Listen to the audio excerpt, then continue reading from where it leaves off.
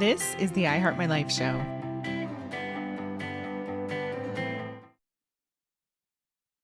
Welcome to the I Heart My Life show. We have the incredible human design and Akashic Records practitioner, Lauren Fedak, with us today. And I'm so excited about this conversation because we've had a few convos about human design, but never Akashic Records. So I'm excited to learn more alongside of all of you listening or watching and just understand how we can better utilize this tool to create a life that we love. So welcome, Lauren. Thank you for being here. Thank you, Emily. Thank you for having me. Happy to be here.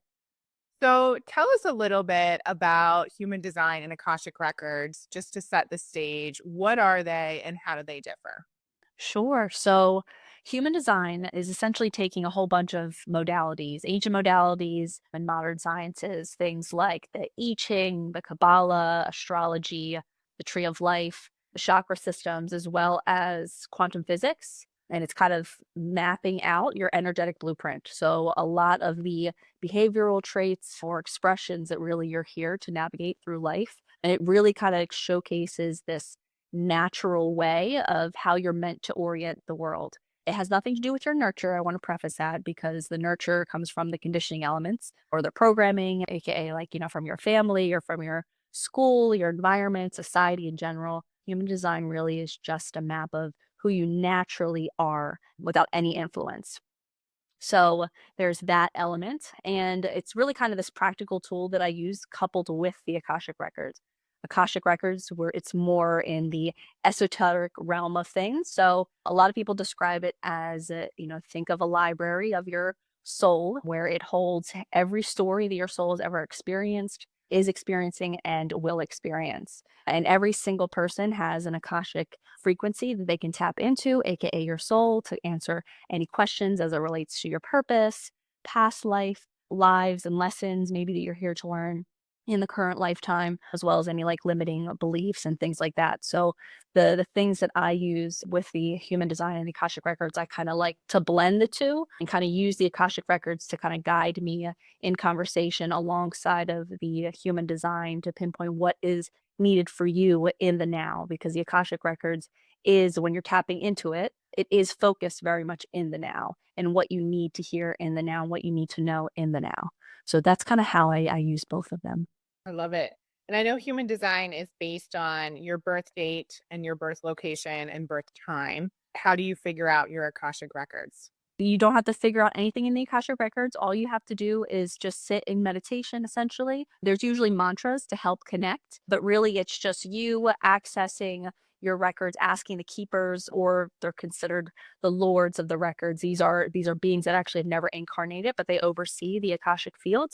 And it's you sitting in silence and basically tapping into your higher self and asking the keepers of the records to show you or answer any questions that you do have.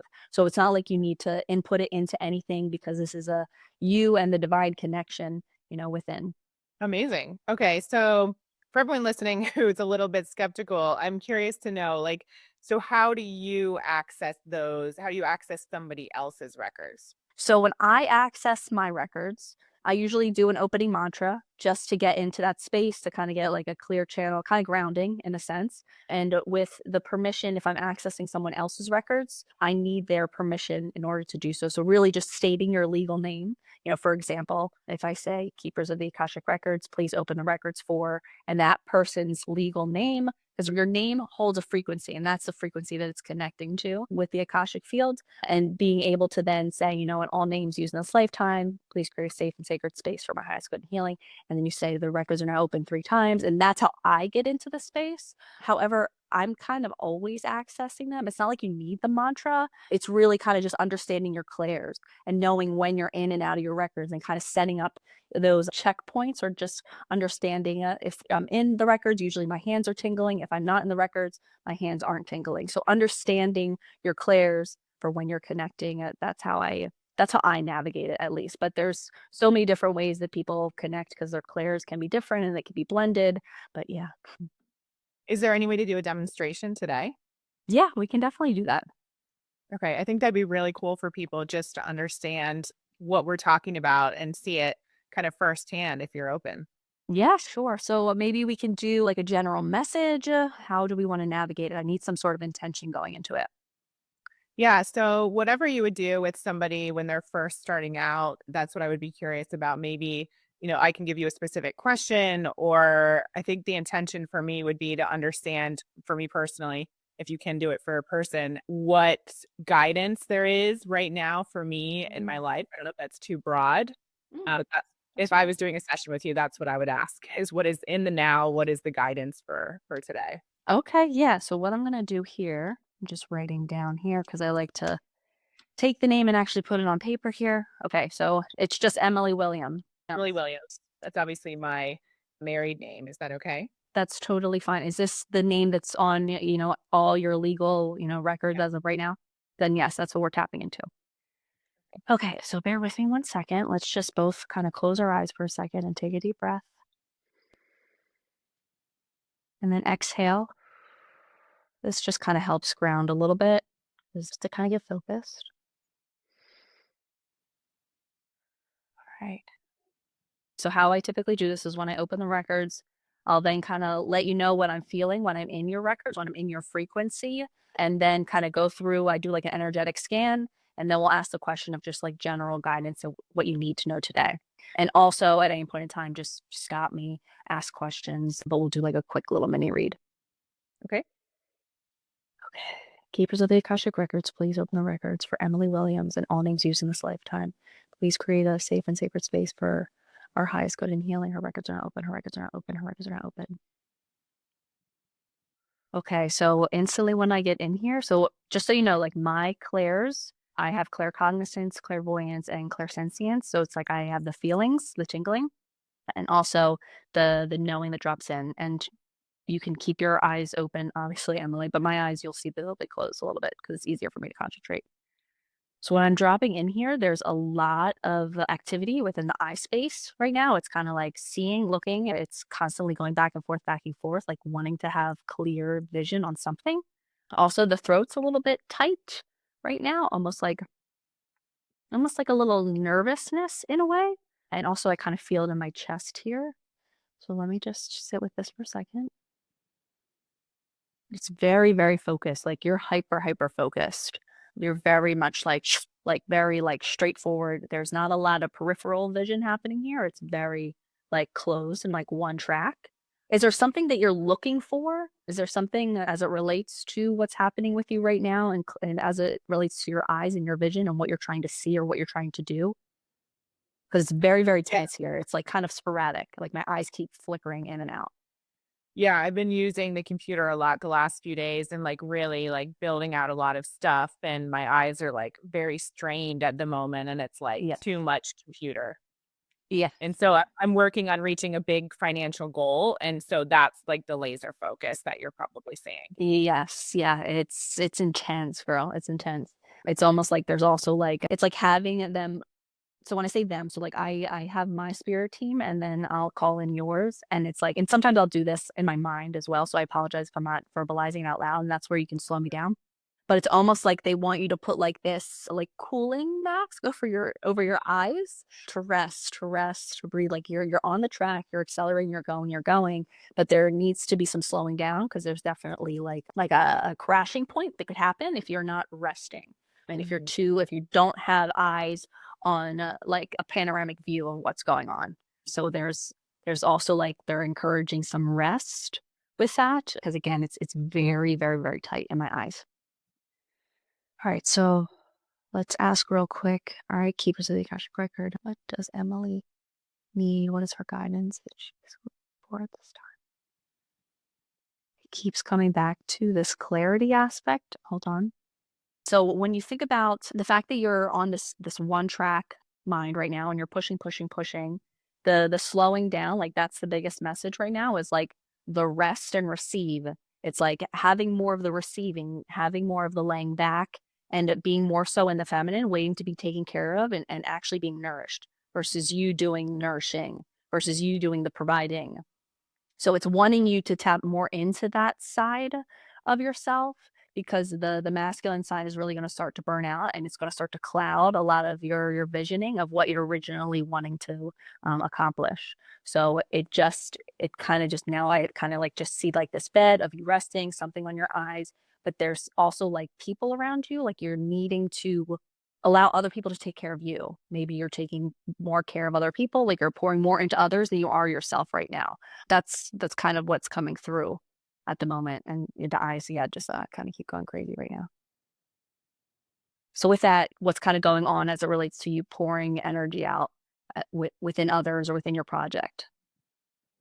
Yeah, I mean, I'm working really long hours right now and just, giving a lot to clients. And I have two groups that I run. So really pouring into those people and, my daughter and my husband and Christmas and all the gifts and, all the things, like so many moving pieces. And I think you're spot on. I actually saw a post this morning and it was about this influencer talking about, the very masculine way of doing business and needing to work all the time if you're going to be successful. And I was like, I actually don't resonate with that anymore. And yet it's so ingrained in me that resting is very challenging and it's not like my natural way of being.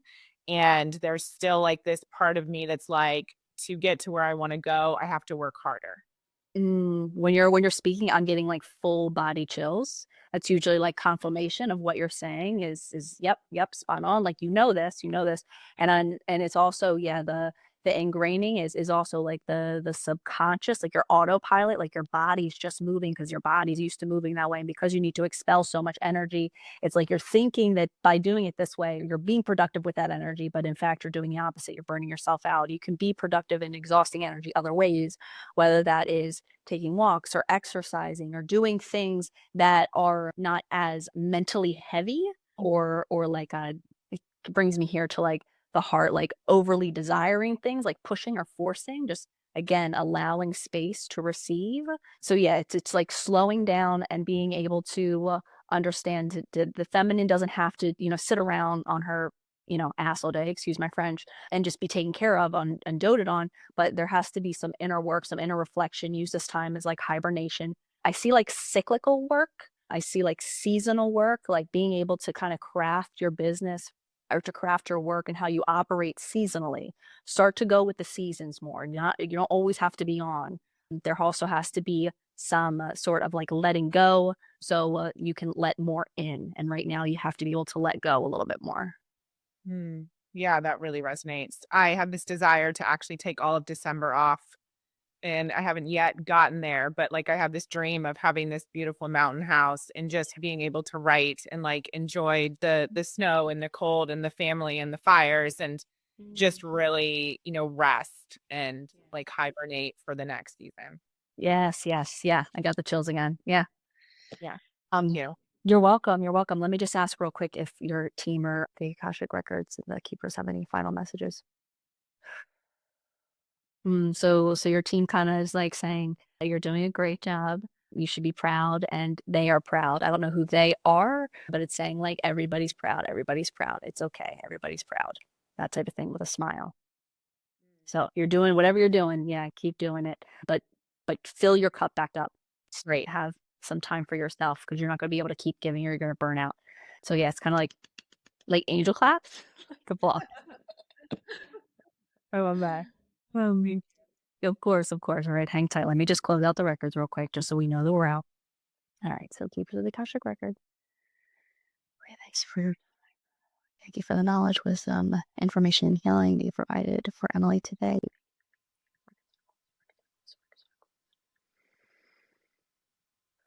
Okay. All right. I think we're good. Dang, girl, I'm like sweating. I did. Thank you so much. So obviously that's really, really powerful. And I can see how having that guidance and someone working with you could help them tap into a whole nother level of knowledge that we don't have just here on the surface. And as you kind of brought out in me, there's so much programming that is automatic in the way that we're showing up in the world and the decisions that we're making. And we're just doing the same thing over and over again. And that guidance can be so powerful to help us tap into a different way of doing things. And like you said, like that vision, looking outside of ourselves, I think is so important because I personally do get tunnel vision or I like look at what other people are doing and then I think "Oh, I need to do it that way." So, working with you is obviously very powerful to tap into all of that amazing knowledge that we don't necessarily see right away. Yeah, thank you. Yeah, no, and something that over the past 4 or 5 years now, ever since having my firstborn and really getting into all this work, I've just seen so much more clearly now how beneficial it is to understand that we have the answers here. Everybody can do what I just did. It's just being able to take the time to be able to build that muscle, specifically if you're a type of person like yourself that is very driven and very ambitious and wants to be able to be successful, on the material plane, on the spiritual plane, all of things, knowing that by slowing down, you're actually building that momentum more, that connection more, and finding your inner compass and having the answers and not having to prove yourself to anyone or anything because you know that you got this because of everything and all the work that you've done and how you can navigate your life through just that connection, that easy connection that everyone has with their higher self. That was gonna be my next question. So how did you figure out that you could do this and tap in? And you just mentioned anyone can do it. So what was your journey and then process for bringing this gift to life? Yeah, so my firstborn, so I have 2 little girls. My oldest, she was really the one that woke me up to all of this, really to the point where I had postpartum. I was not connected to my child at all. I was not connected to myself anymore. It was kinda like, "Well, now what about me?" I had all these ambitions, all of these goals that I wanted to complete or just, like, I knew I wanted to have a kid, but I didn't realize how much it slowed me down or just, like, how much a lot of the things in her, even as an infant, just reminded me of things inside me that I didn't necessarily heal from. And I was reminded of, it was a lot of upheaval, a lot of memories coming up, of childhood and whatnot. So having that disconnect, I just knew, and I couldn't really talk to anybody about it and couldn't really talk to my husband about it. And my friends at the time, they weren't having kids and talking to my parents, they don't really remember. So it was really like I need to get help. So I ended up going and actually doing talk therapy and did that, and then I was just scrolling on TikTok one night and I discovered, like tarot cards. And I was like, all right, spirituality. Like I can get into this. Like I definitely had some past, experiences when I was younger, more like paranormal stuff. So I always knew, like I always believed in it, but was more scared of it. But I was like, all right, let me try. So I ended up doing the tarot card thing. I did like past life regressions. Like I explored all of the things that you find on like the spiritual side. And then I discovered human design, and that was the entry point for me. That was like my access point into like, oh, this is self-discovery. Oh, this is really self-awareness and self-knowing and getting back to understanding that you are uniquely, defined and you do have a purpose and there is a mission and there is, lessons in every sort of challenge and really cultivating that patience like human design really helped me. And then really digging deeper into that, kind of understanding the gene keys. And then when I actually was listening to a podcast one time and they mentioned Akashic Records about, I guess, like 2 years ago at this point, and I had no idea what it was, never heard of it before, and I said, "Yeah, I wanna do that." So I ended up calling the woman that I actually got trained with, and I told her, "I want a reading," and then she told me about the Akashic training that she was offering, and I ended up just saying like, "Yeah, I'll do a reading and I'm gonna do the training." Again, not experiencing any of it firsthand. That's kinda like me, I kinda just jump off the cliff without Yeah. checking the parachute necessarily. So I ended up doing the training, and the first day when I was in it, I didn't know that I had any clairs. I thought that these were born gifts that, not everyone had them.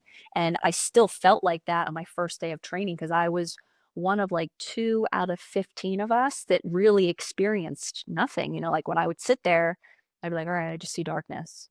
Yeah, I have thoughts, but, like, that's my mind. I mean, that's not anything special, and it really upset me, actually. I just remember bawling in that class. It was a virtual class. These women, I have no idea, but I'm sobbing because it's like it felt like, "Yes, this is what I've been looking for all my life."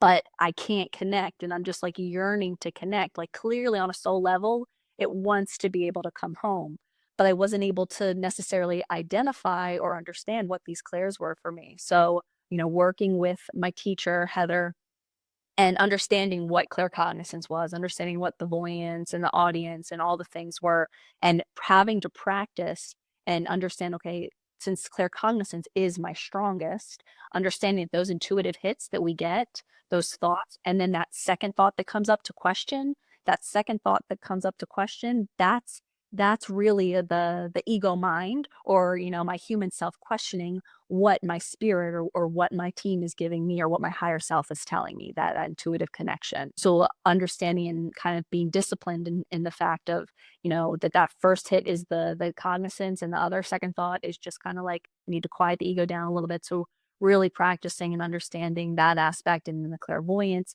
Again, it doesn't show up necessarily for me. Clairvoyance, people think like, I can see someone that's clearly not alive, over there. It's not an external thing for me. Even internally, sometimes I'll get a picture. It's very rare, but it's more of like mental images that then I can tap into. Kind of like when I saw you with something over your eyes. That was something I saw, but it wasn't necessarily a clear, vivid picture. And clairvoyance doesn't always have to be a clear, vivid picture. So it's just understanding that these clairs show up differently for every single person, depending on where your strength is, and then strengthening that even more, and then strengthening the other clairs, because we all have them within us. Some of them are lying dormant because they just haven't been utilized, or they've been suppressed. So that's kind of how all of that came to be, and where I've strengthened my abilities, and just, again, diving into it every day as much as possible for myself. It's very hard to read for myself because my brain likes to get in the way of it, or just like my gout likes to get in the way of it. I feel like it's not as unbiased. So I always love having people read for me, whereas I feel more comfortable reading for others. That's usually common. So that's kind of how all of that evolved for me. Love it. So great. And for people listening or watching, what are the clairs, just in case they don't know? Yes. So there's the claircognizance. So that is the knowing. So any like thought that pops up right away, or like inspiration drop, whatever it is, that's a quick hit of, and it usually comes in very fast, those thought processes. So that's the knowing aspect. The clairvoyance, again, is the seeing. It can show up externally, or it's internal, or it's a mental image. And then the clairaudience, that's the hearing. It's not so much the external hearing, like how you're hearing me right now. It's usually in the head you'll hear that. Sometimes for me in my sleep, I can hear, whether it's my name being called, or something, talking to me. That's usually really scary. So I shut that down really quick because I get frightened. But so the hearing, the clairaudience, the clair sentience. So that is the feeling, like the goosebumps, the tingling, and then there's the clairsentience, and that is more so the feeling inside, like maybe like the stomach's turning, like how I felt like a little bit nervous, when I was in yours, and the jitters, like kind of. And then there is the clairgestation, I think, and that's the taste. And there's one that's a smell. So I apologize. I don't know what the smell one is. I'm just more familiar with the other ones. And do we all have all of those? Yes, we all have all of them. Some are lying dormant. Some are active and, again, like suppressed. But usually when you start, like, and I encourage everyone to kind of sit in silence if you can, because I know it's difficult as the mind can kind of spiral.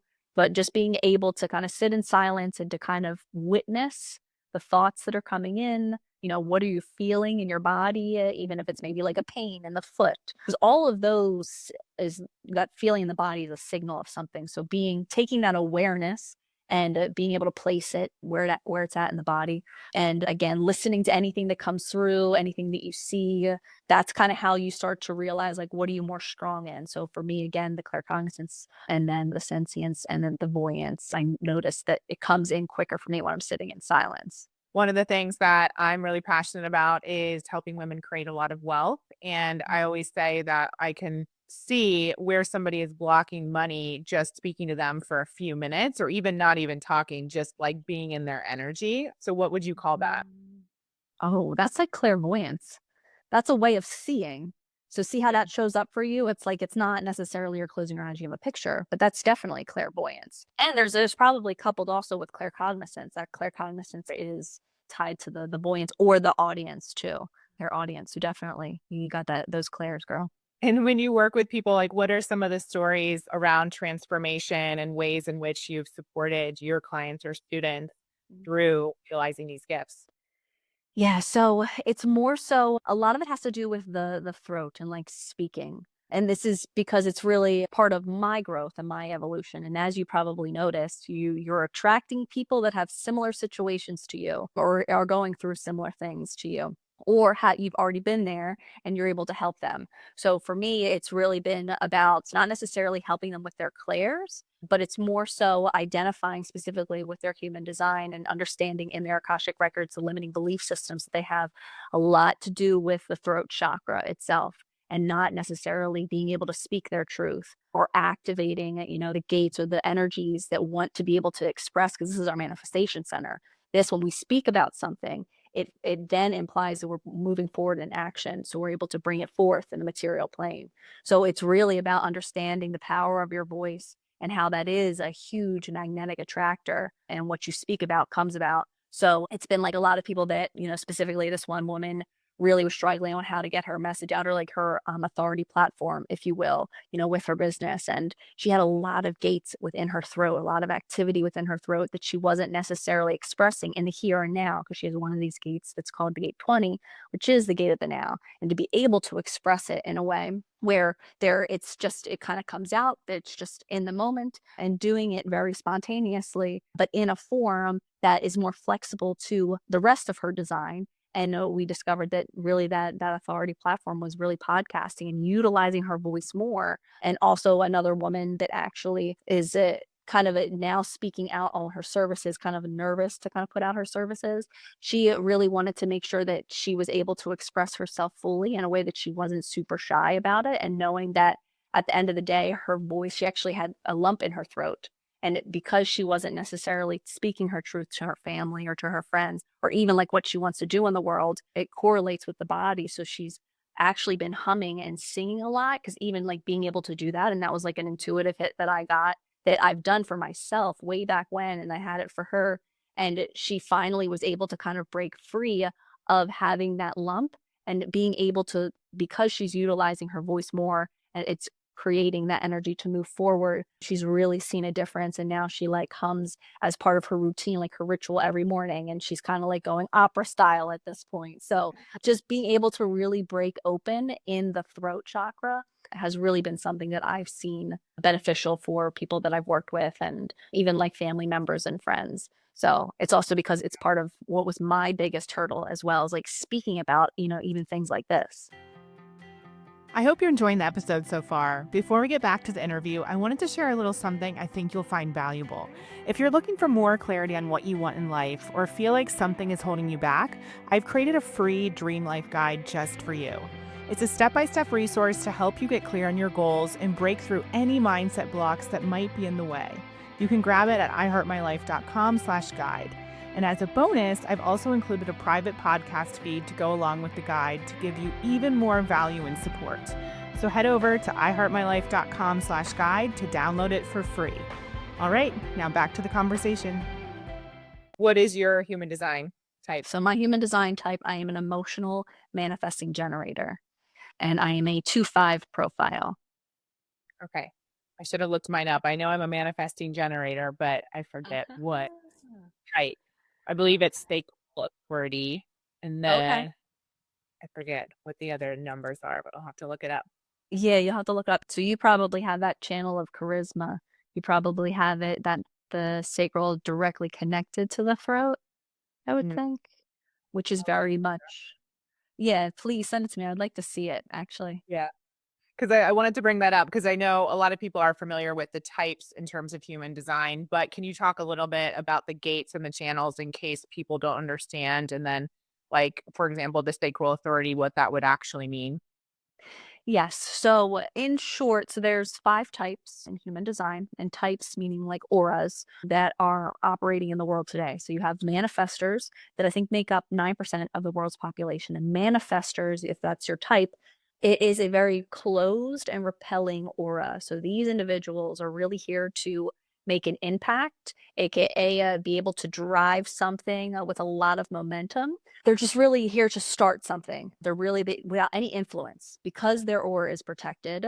That keeps them protected, and wanting to make sure that they get something done or to drive through that energy. So they are, again, 9% of the world's population. Then you have the generators and the manifesting generators. So generators and manifesting generators as a whole is like 70%, I think, of the world's population right now. and their aura is very opening and enveloping. So we kind of have all the things coming at us all the time because generators are really the builders of the types. Whereas if you think about manifestors, they're here to start something, and generators either, it's not to say the generators can't start anything. So I just want to preface that. But if we're just going to do like a generic overview, just think of it like the manifestor starting something, the generators being like, oh, I like that. I'm going to build on top of that and alchemize it and make it better. Or the manifestor's like, oh, I see how that could work here. This is how I'm going to make it more efficient. So the generators are really kind of the A, B, C, D, F, G builders, and they have the life force energy. Their sacral center is defined, and this is where we have sustainable energy within us all the time. So generators and manifesting generators have this sacral energy always active all the time. And this is what allows us to build and keep going and going and going like an energizer buddy.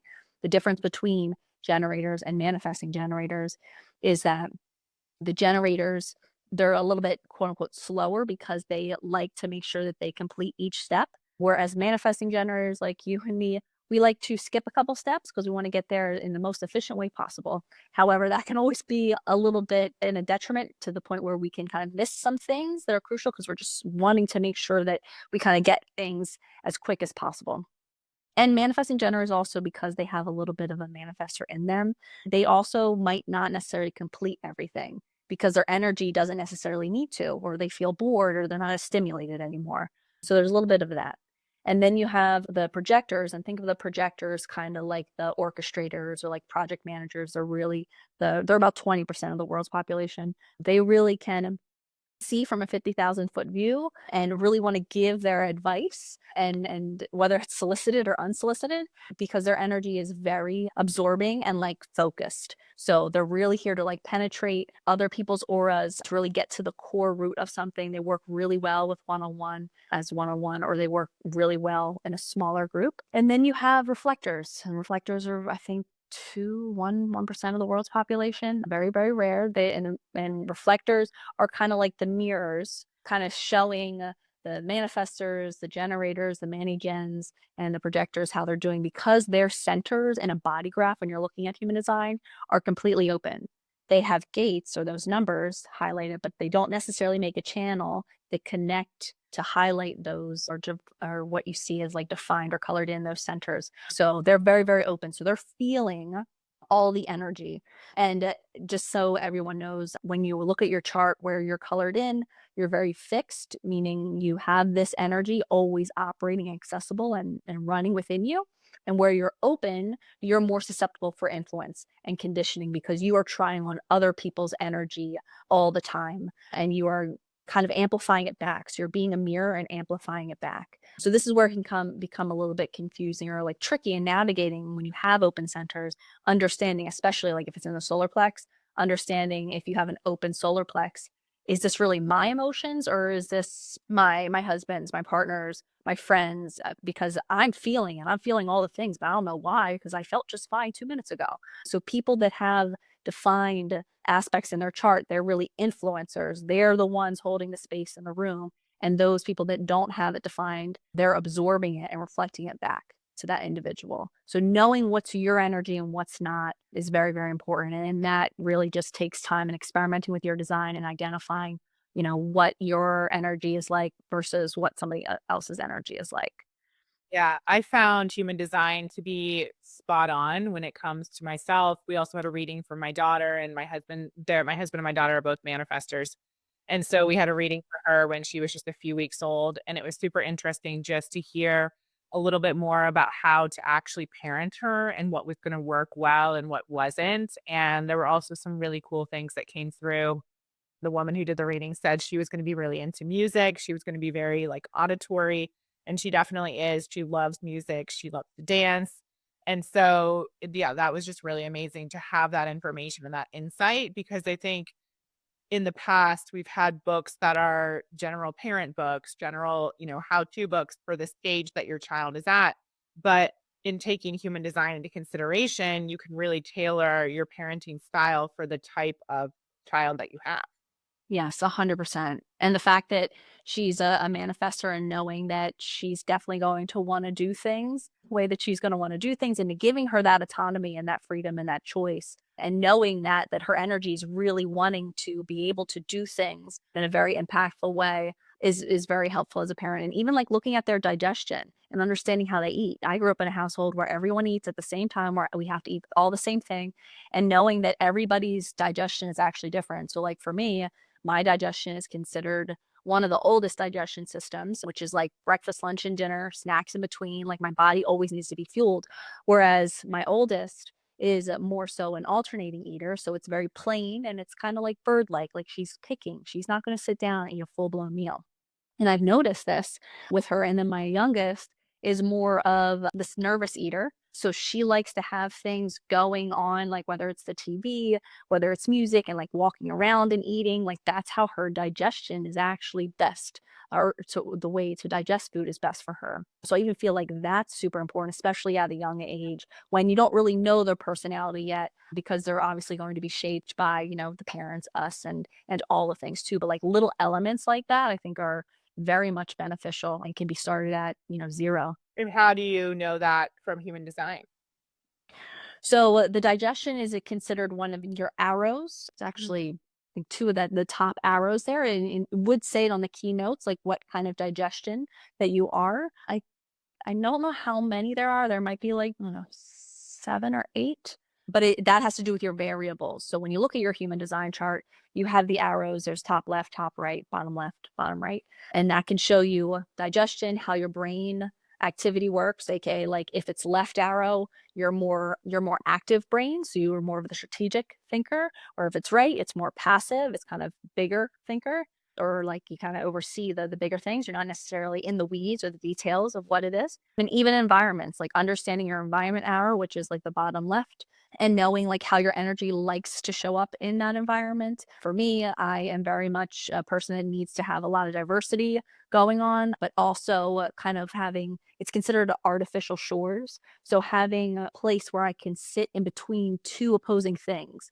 kind of like natural shores where you have a shoreline. So there's the ocean and then there's the land and there's that, middle spot. It's very much like how I'm sitting now. It's kind of like being able to sit inside a space, but see a different perspective as well from the outside. And it helps kind of foster and nurture your energy. And that's where your energy works best. And some people have mountains. One of my friends actually has mountains, and she actually has a standing desk because it's better for her when she's elevated. She feels better when she's elevated or like at higher altitudes. So things like that you can notice as well with your kids, and have playful moments in terms of like creating their room to be specific to their type of environment. Like my youngest is more caves environment, so everywhere that she goes, she's always shutting doors, and she's 3 years old. She's always shutting doors. She's making sure that it's closed, and I just never understood it until understanding her environment. So it's good to kind of play around with those things too. That's so cool. Yeah, I didn't realize. I'll have to go back and look at my chart. Yeah. So, for anyone who would like to know more about their human design, what resources do you have or recommend? You can always go to my website. I actually have a free human design foundational report. So this goes over your type, your strategy, your authority, your profile, and all your centers, defined or undefined. It's about 15 pages, totally free. You can download it there. I also have other little quick cheat sheets available in my resource tab. Otherwise, there's also great resources as it relates to podcasters that are out there. There's Emma Dunwoody. She's a really fantastic. She's actually one of the women that I got into when learning about human design. So definitely encourage you to listen to different people's perspective on human design, because, there's going to be certain individuals that resonate with you more, or the way that they kind of tailor that information to you. Because with Ra Uruhu, the gentleman that channeled human design, he channeled it in a way where he presented the information in a very shocking way. So it's more so in the shadow states of energy. So it's kind of really here to wake you up. So it kind of looks, when you read his material, it's a little more candid, straight to the point, a little bit more harsher, I guess, if you could say, just to kind of like understand that he's one style, and then you have another woman who's like Karen Curry Parker. She's a little bit more, I would identify it as like softer, like she's more of, I don't want to say, I don't mean this in a mean way, but it's a little more fluffier. Some people like that approach more. It's more inviting to someone, whereas I'm kind of more of the person that kind of needs it straight. So yeah, definitely kind of diversify the approach there. But if you are interested in your design, you can always check out my website as I have that free report. Amazing. Well, we'll link that in the show notes. Thank you so much. This has been incredible. I have one more question for you that I ask all of our guests. What is one way that people can create a life that's better than their dreams and far exceeds their wildest expectations? I would say to be yourself is to know yourself. So by that, meaning to really dig deep into who you are, what your desires are. Do they align with how your energy actually works? Because then it becomes wildly unpredictable. Because then, when you start to know yourself, you start to align to everything that is actually meant for you and your desires. And you think that you want that, but really, when you are aligned, something better comes in. So I just think that it's more of that motto of, to be yourself is to know yourself. So start that discovery now. Thank you so much. This was amazing. I so appreciate you. I know people are going to be blown away by the reading and everything that we talked about here. So thank you for bringing it to light and for following your own intuition and going down this path. Because I know it sounds like it wasn't necessarily the one that you had planned on, but it's so amazing that you were able to follow that and jump in and now do this work. So thank you. Thank you, Emily. Thank you so much. Thank you for listening to the I Heart My Life show. If you enjoyed this episode, please share it with 3 friends or post about it on social media using the hashtag I Heart My Life show. And don't forget to rate and review the show on Apple Podcasts. It really does help us spread the movement far and wide. Remember, everything you desire is possible. Keep believing in your dreams and taking action.